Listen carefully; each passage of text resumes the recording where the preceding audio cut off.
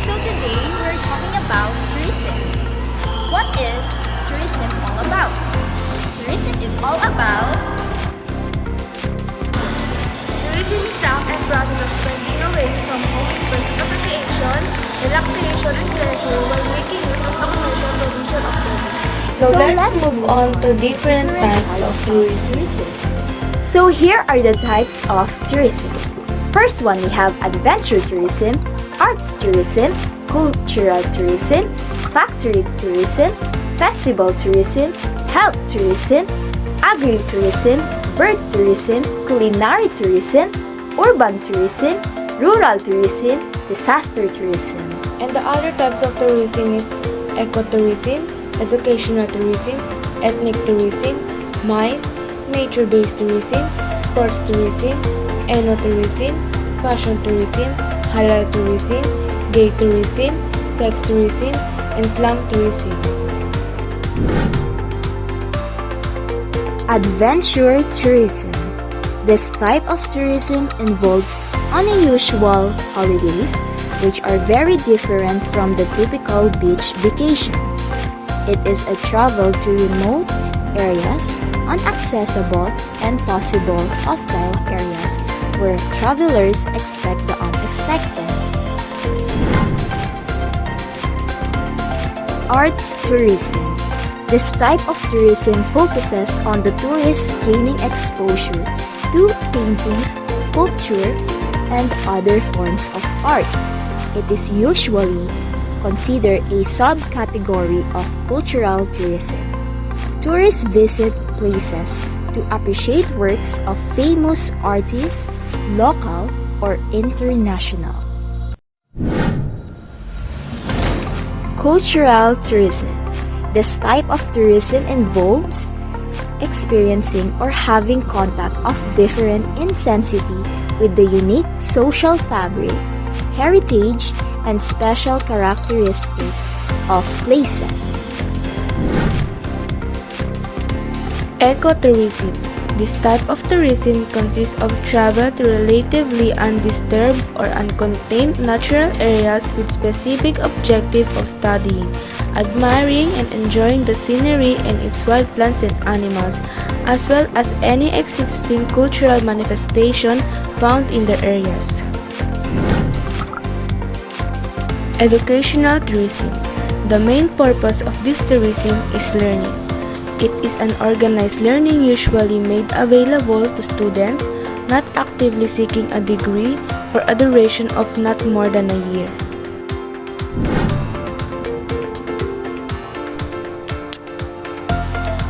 Ethnic tourism. Ethnic tourism is when travelers choose to experience firsthand the practices of another culture, usually isolated indigenous communities. It may involve performance, presentations, and attraction portraying or presented by the host community. Factory tourism. This type of tourism involves visits to factories to learn about the production process of products. One attraction of its type of tourism is factories sell their products as souvenirs and at a lower cost which the tourists also take advantage of. Festival tourism. This type of tourism focuses on festivals. It is a subcategory of events tourism. Tourists travel particularly to join in the celebration of a certain festival.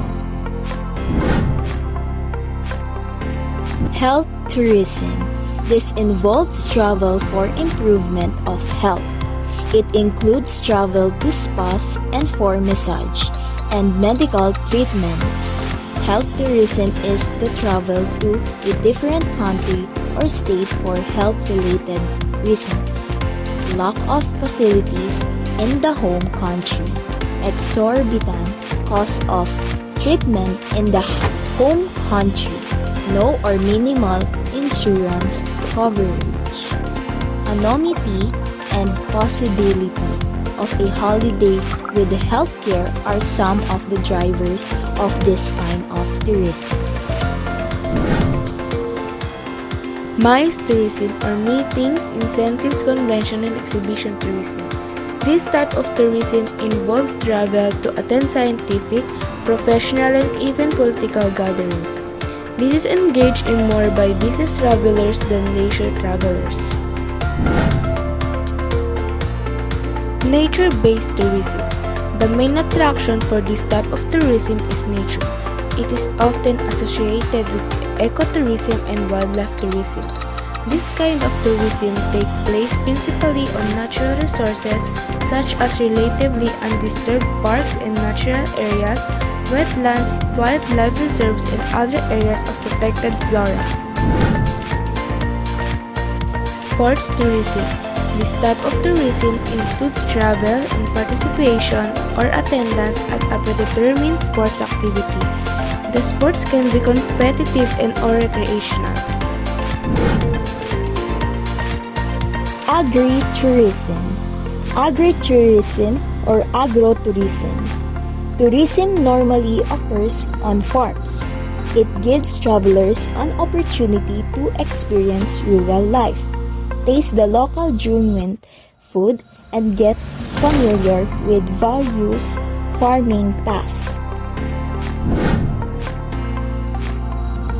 Bird tourism.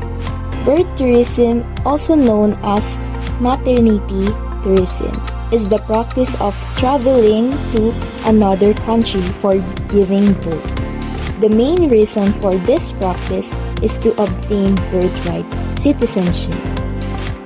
Other reasons include access to public schooling, healthcare, and sponsorship for the parents. Some of the countries that give citizenship by birthright include United States, Canada, Mexico, Argentina, Brazil, Bolivia, Jamaica, and Uruguay. Culinary tourism. Culinary tourism or food tourism is for food enthusiasts who love to explore new food destinations. This is a welcome change from the standard travel itinerary as the trip involves the opportunity to learn new food techniques or attend a food tasting. Some of the top culinary tourism destinations in the world are Italy, Spain, Dubai, Thailand, India, Tokyo, Bangkok, Japan, Peru, Ethiopia, and New Orleans. Enotourism. Enotourism or wine tourism involves tasting, consumption, or purchase of wine. These tourists visit wineries, taste wine, go on vineyard walks, or even take part in the harvest.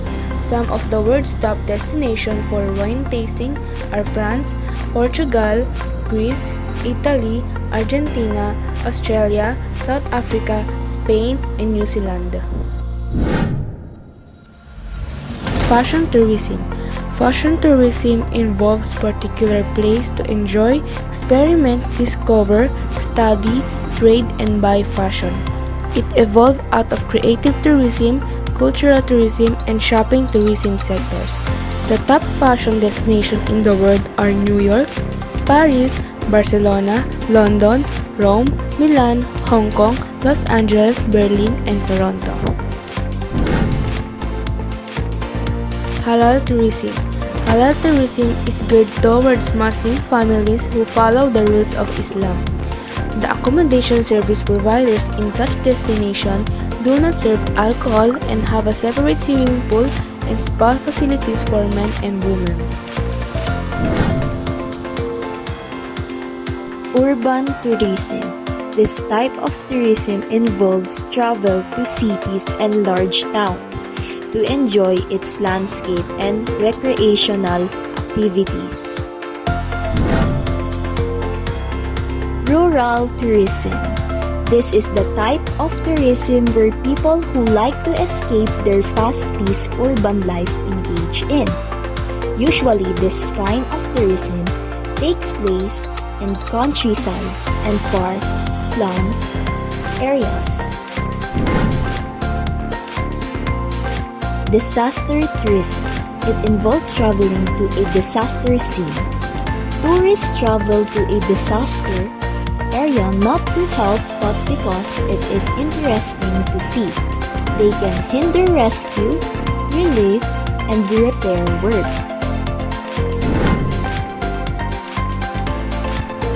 Gay tourism. The primary purpose of travel is to be able to participate to some extent in the gay life of a certain destination. Sex tourism. This is tourism that is partially or fully for the purpose of having sex, often with prostitutes. Sex tourism is illegal in many countries. Popular sex tourism destinations include Amsterdam, Thailand, and the Gambia. Slum tourism. Slum tourism or ghetto tourism involves visiting impoverished areas. The purpose of this tourism is to provide tourists a chance to see the non-touristy areas of a country. Some of the slum tourism destinations in the world are South Africa, India, Brazil, Poland, Kenya, Philippines, and others.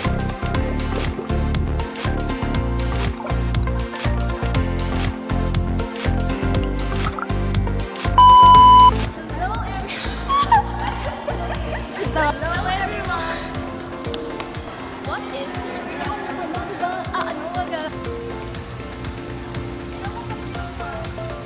Zinom ko na. Wait, di pa ka?